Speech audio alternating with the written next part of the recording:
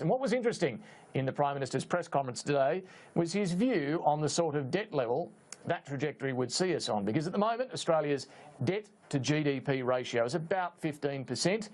As we saw earlier, the Prime Minister's warned that on the previous policy trajectory we'd hit Greek levels of debt. But on that middle path that he's pointing to now, we'd see debt levels of around 50% of GDP. Is that okay? Have a look.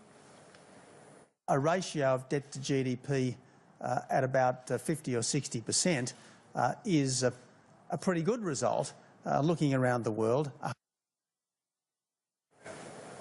A pretty good result compared to the rest of the world. Debt levels of 50 to 60% of GDP. It is a very different tone to what we heard from Tony Abbott when he was opposition leader.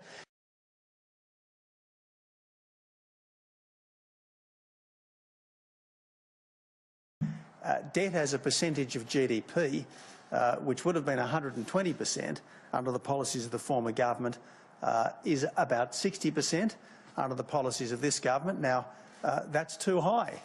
We want to get it in a much, much better situation than that.